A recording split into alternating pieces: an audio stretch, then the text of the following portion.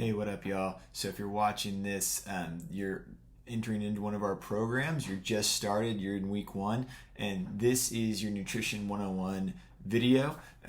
For some of you, this might be a lot of just kind of common sense stuff. For some of you, this might be the first time hearing a lot of it.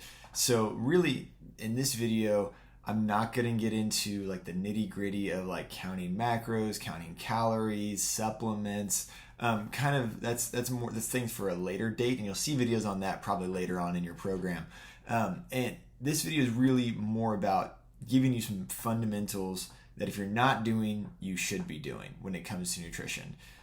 This is less geared towards like weight loss and weight gain or like muscle growth. It's more geared towards just general health and wellness, right? So, the thing with nutrition, especially as Catholics, is we understand that there is certain seasons in the liturgical year that we should be feasting, right? But there are certain seasons we're called to fast. We have 2 mandatory fasts, obviously, and a few more days of abstinence during Lent.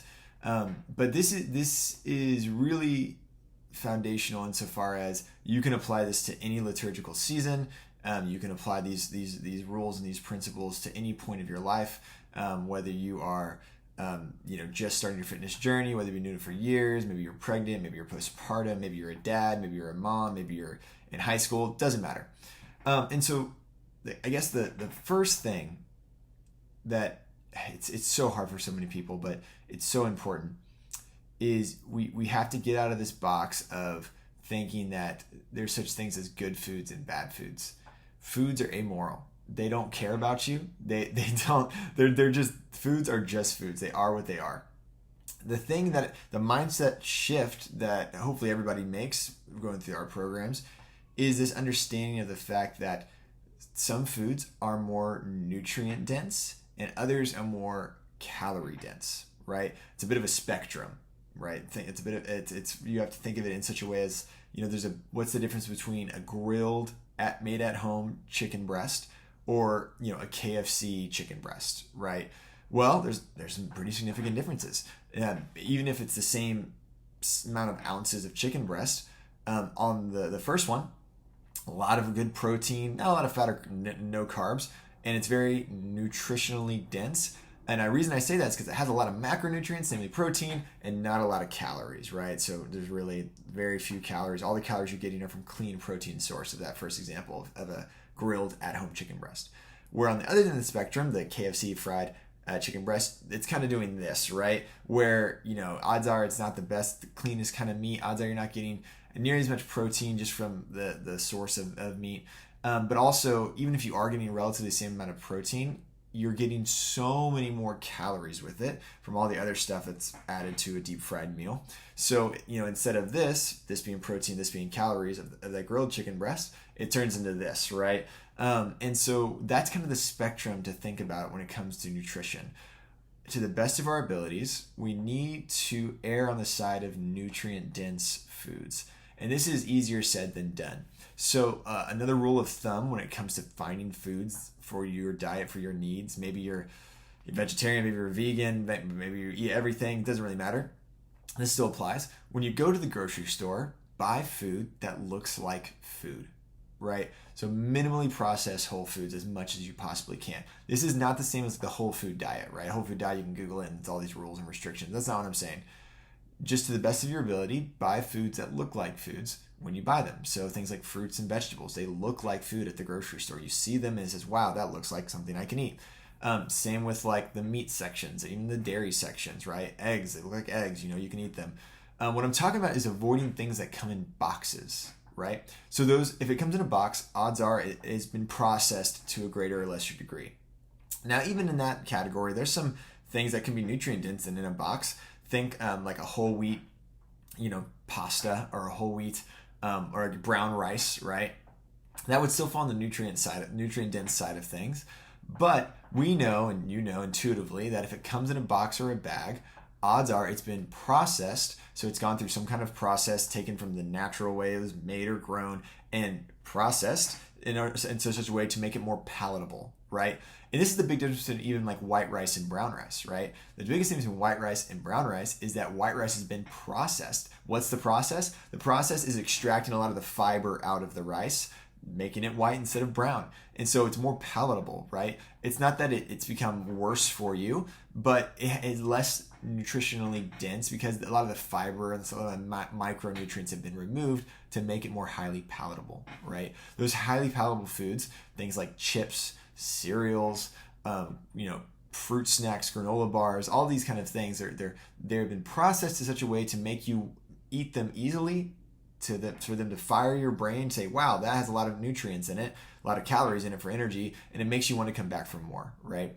And so that being said, even though we're avoiding a lot of these processed foods, it doesn't mean we can never have them, right? So it's this idea of finding things in moderation, especially as Catholics, right? If it's Easter, if it's Christmas, or if it's a major feast day, or if it's a birthday, we shouldn't be fearful of good, like very palatable foods. Things like having a small piece of cake, or having some kind of dessert, and have a small portion of it, knowing that it's just one day of your week, and it's not even a full day. It's one moment in time. It's right after the meal, whatever the case may be. If you have 21 meals in a week and one of them ends up being a bit more highly palatable, more processed, more caloric dense, that's not going to ruin everything, right? That's, in fact, sometimes it can be the mental break we need to get us through a week of being a bit more strict on, eating more whole food sources, right? So buying food that looks like food, sticking to nutrient dense meals and food, right? And that's going to help you feel more full. It's going to help you to have more energy, have more micronutritional value. And then, so the next thing to talk about too is fruits and veggies, right? So this is a big thing. It's a pet peeve of mine. You hear some people say that fruits have sugar, therefore you shouldn't eat them. They're bad for you. It's total nonsense. Yes, fruits have sugar in them, but your body metabolizes them different than like if you're drinking like a Coke, right? And also you have to remember that fruits have tons of micronutritional value. They have tons of fiber. And when you really think about it, there's a big difference between having an orange or even a tangerine or something like that and a glass of orange juice. Those are not the same things, right? You're getting more bang for your buck. You're feeling more full. You're getting less calories from the fruit than the juice. So fruits and veggies are really important, and you really want to get a variety of vegetables and fruits and a variety of color of these things in your diet. So you need some kind of green fruit or vegetable. You need some kind of red. You need a purple. Blueberries technically fall into the purple, even though we call them blue, but they're purple. You need, there's orange and yellow fruits and veggies and white fruits and veggies. So there's a bunch of different colors. So when you're at the grocery store, when you're thinking about eating your foods, you want to try to get a variety of colors of fruits and vegetables, because the reason the colors change is due to the micronutritional value that fruit or vegetable brings to the table, right? So getting a variety of colors, and if it's one of those things where you're crunched for time and you're really busy, it's okay to buy like frozen fruits and veggies. Just know that the biggest difference between if I have a garden, which I don't, but if I had a garden in my backyard and I'm growing my own fruits and veggies and then buying frozen fruits and veggies, is not the calories. The calories are basically going to be the same. It's just going to be that if it's a frozen fruit or veggie, it's going to have a little bit less micronutritional value, right? Less vitamins and minerals and things like that. But it doesn't mean it's bad for you, right? So I've had tons of clients who they just don't have time to cook all these fresh fruits and veggies. Or they don't have time to go to the grocery store all the time. So it's okay to buy frozen fruits and veggies. Just make sure they're not deep fried frozen or anything like that. They're just fruits and veggies. That's okay too. So fruits and veggies, need them. Eat whole foods as much as you possibly can. Avoid things in boxes as much as you possibly can.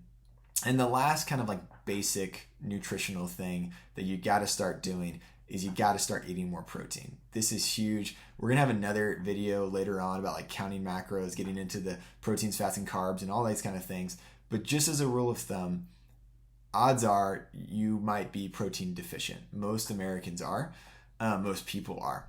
But you need to have about 0.7 to 1.2 grams of protein per pound that you weigh in order to have enough protein to give you energy, to make you feel full, and to help your muscles recover properly from workouts.